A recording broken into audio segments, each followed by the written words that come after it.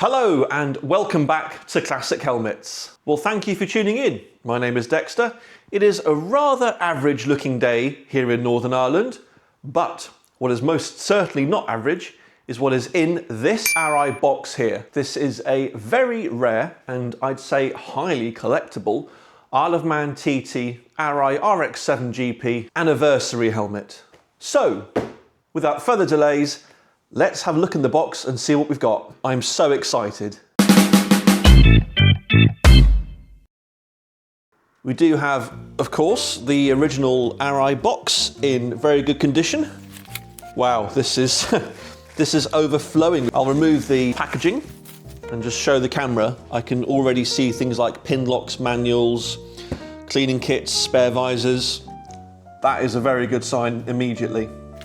So I think what we'll do first is just go from the top. So we have the little lubricant bottle, which would normally come on the strap. You would usually use this to put over the little rubber seal just on the top of the visor area. We have what looks like a brand new, cleaning kit, RX7 cleaning kit, because it comes with a little Arai tool as well. Always useful. That's a very good sign. We have a visor bag from the visor shop. That's just down the road in Newry, not too far from here. I'm assuming it's a black visor of some description. Yep, it is. And she's a minter. Excellent. Get in there, Lewis. Come on. The old school visor bags were so fiddly. Ah, okay, that's good. We have a pin lock with the original advertising peel, which goes on the front of the visor. That pin lock is brand new. It's brand new packaged. Amazing. Brilliant. We've also got the correct and original manuals with the little warning label that goes on the strap. That's very good to have. Another Arai tool and some stickers. A couple have been used, which is good. Probably on the side of the visor, I would assume. Yeah, you got the little stickers there. Oh, wow. So we have a handwritten receipt, Arai TT limited edition. This helmet was purchased from the same chap who I bought the Yuki Takahashi Viper GT replica from. That's a few videos back on the channel if you want to go and check it out. £699.99. Yep, that's correct. And we got some card receipts for dark visor, £45. Wow. And a venture shield. Interesting. Very good. Again, all these bits of paperwork, this is amazing. This is exactly what you want to see when you buy a helmet that's collectible. You want to see the history, the paperwork, whatever. It keeps the momentum and the value of the helmet up. It shows it's been looked after. I think we'll move these over to one side so I can have some more space. And my table at the same time. Helmet does come in the correct RX7 style cloth bag. Let's carefully move this box out the way. Now for the moment of truth, I hope this is all good. Ooh, wow, look at this. Isn't that stunning? My goodness, it's so nice to see these TT helmets up close. It's a bit of a strange colour scheme, but it's lovely. So this is a 2011 Arai RX7 GP Isle of Man TT Circuit Celebration helmet. You might notice on this side it has 37 3/4 miles, which is the Isle of Man TT circuit length from 1911. There was another Isle of Man TT Celebration helmet released in 2007, which I'll give you a sneak peek of, which I have here. And this was actually to celebrate 100 years of the TT itself from 1907. This was a event celebration helmet, 1907 to 2007. This was a circuit celebration event, 1911, 2011. Let's put this away. You'll see this on the channel in the next few weeks, hopefully. It needs a little bit of work. That 1907 celebration helmet also comes with a certificate of authenticity, which is quite nice as well.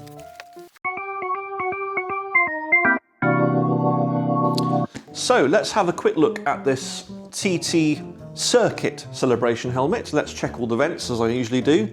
I'm always fearful in the RX7 GPs because these top diffuser vents and the top vent itself were not the most reliable, but they look okay initially. That's okay. That's just about okay. That's fine. And the rear wing, there's no signs of cracking on the main exit parts and up the body parts. So push it in, push it up. Yep, that's fine. That's all working good. Front chin vent as well. Excellent condition, that's working perfectly, and the visor mechanism. It's a little stiff. I might just quickly spray some of my penetrating and lubricating fluid in here just to have a proper check of it. That's much better.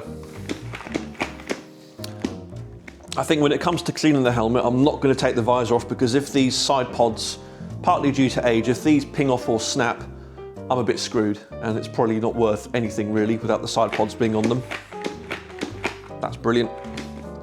I've also noticed this has got, actually again, kudos to the previous owner who's looked after this. This has got, you might be able to see on the camera, there's the kind of bright white here and a slightly dull white here. That's because there is like a protective plastic adhesive which goes on the front and the centre of the helmet, sort of from here onwards. Back in the olden days, you could buy from the UK supplier. I'll try and get a picture of it on the screen. But there was a little sort of adhesive set you could purchase for the Arai RX-7 GPs, and possibly other models as well. And it just protects the paintwork, and it's done its job. There's not a mark on this. This is absolutely perfect. This is an ideal collector's item if you're a bit of an Isle of Man TT fan. On the front, the Mountain 100 Years celebration to show this is the Mountain Course celebration helmet. Mountain Circuit with the TT logo on top of here as well, and 100 years and all the corner names and stuff. It's actually a very nice helmet, this. It's weird, you wouldn't think that sort of blue, orange, red and white go together, and a little bit of checker as well. But it does actually work pretty well. While we're also here, let's have a look at the interior liners. They look pretty good. Brother, and they smell absolutely fine. This hasn't seen much use actually. One thing I have noticed is that from my perspective, I'll show the camera as well, these cheek pads look suspiciously thick. I wonder if these have been changed or customised. This is a size medium, so traditionally that should be, I believe, 30mm cheek pads. Oh wow, I'll just pull this cheek pad out. So the person who had this before wanted really thick cheek pads. These are 40mm cheek pads. So again, they're pretty clean and tidy. Don't smell bad. So one of the jobs I will do on this helmet is, here's something I made earlier, put in a set of new old stock 20mm cheek pads. So what I'll do first is I'll get the other cheek pad out and we'll put these fresh ones in. I'll bring this camera a little bit closer on so you can see what I'm doing. And to take out the other cheek pad, there's a little flap, tongue flap, hidden inside here. You pull that out the way, and that exposes the cheek pad. Now with your hand, pull it out from the front.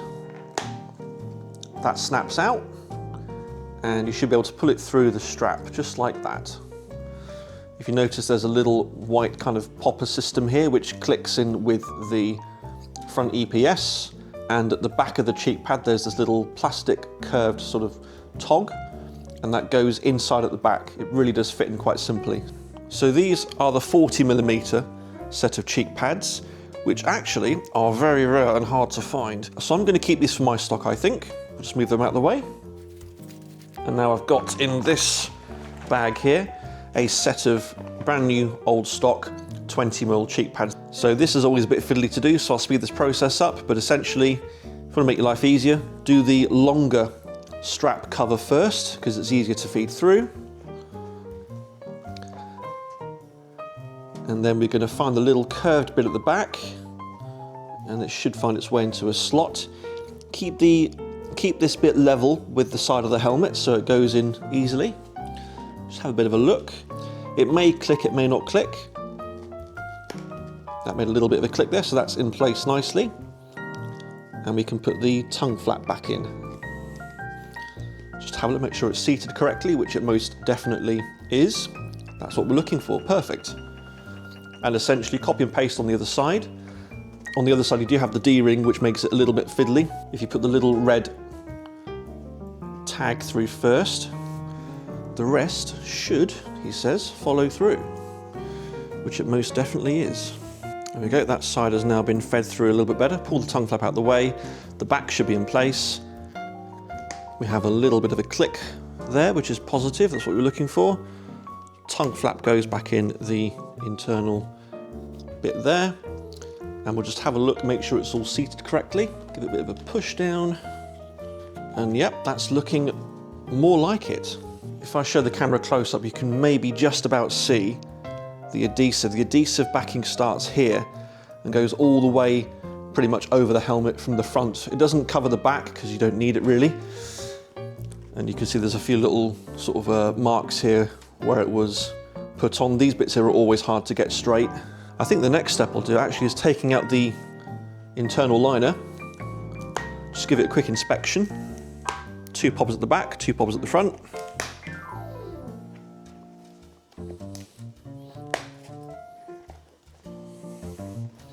Just with the back, fold it in and feed it through. That's really clean actually. I'm just going to give this a really quick spray and a wipe over. Just going to cover the cloth bag a little bit over the helmet so no excess spray off goes on the helmet. Get the old trusty Vulcanet wipe. So with my Motul helmet interior cleaner spray, just quickly spray that on. With the wipe, just very carefully wipe off really, and I doubt much will come off this. I'm pretty certain this interior crown line has been changed over its life as well. Warning, disclaimer alert. Disclaimer alert, I would obviously not advise anybody to wear this on the road or on the track. It is a 14-year-old helmet. Put it on your shelf, have it on display, show your mates, and have good bragging rights about your helmet collection. And there we go, that's looking really good. Yep, not much has come off on the wipe, so this has been looked after and possibly even changed in recent years as well. Let's put that back in the helmet. So I always feed it through from the front to the back. Try and line it up a little bit. Front poppers first. There's one on the left and the right. That's snapping into place very positively. Here we go. And the back as well. Pop and snap, crackle and pop. Lovely. Just make sure the straps are in correctly. As I said, I'm not going to bother touching the cheek pads. You've just seen me put them in. They're new old stock. They're fine. I will give the neck roll a very quick wipe, but again, I don't see much coming off that. It's pretty good condition. Always good idea just to give the round bit of the base a quick wipe as well, make sure there's no dust or gunk there. I'll also give the strap covers just a very quick wipe as well, but again, I'm pretty sure they're perfectly fine. Yeah, nothing's coming off those at all, actually. Excellent. One thing I always do when I give the helmet interior a clean is just to do the straps up. Keeps the straps in good condition and shows off the helmet in good form as well. Yeah, that's looking really good there now. Excellent. So the last jobs to do is just to give the visor a very quick once over. There's nothing on that. And just this a very quick spray and buff. As I say, we have got the adhesive protective film on this, and that actually has done an incredible job. So, good stuff.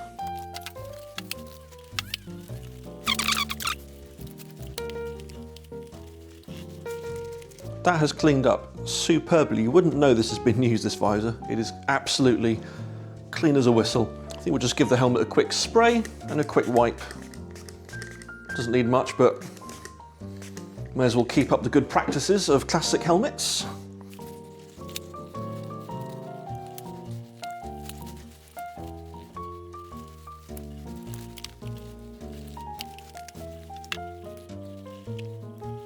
Well, there we go. That's had a very quick spray and wipe all over, but really I have just put the cherry on top of the cake on this. This is looking absolutely amazing, it really is. Wow, what a brilliant little helmet this is for somebody.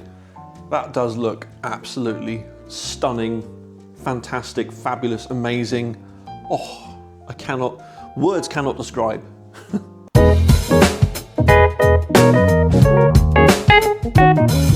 So theoretically, what could this Arai RX-7 GP Isle of Man circuit celebration helmet be worth? Well, these are quite rare. I have seen a couple online, and to be honest with you, people are asking ridiculous money for these. This one is used, but as you've just seen, it is an absolute minter, and it comes with all the manuals, all that paperwork, which really does help the value. I think this particular one here, I'm going to ask about £850, maybe even £900. These are getting quite sought after. If you had one of these brand new boxed, untouched with everything, I'd say you could be looking at £1,200, maybe even £1,300. So as always, I'll put this on my little turntable next, and you can see it from all angles, and I'll put some pictures of the helmet up from all angles as well.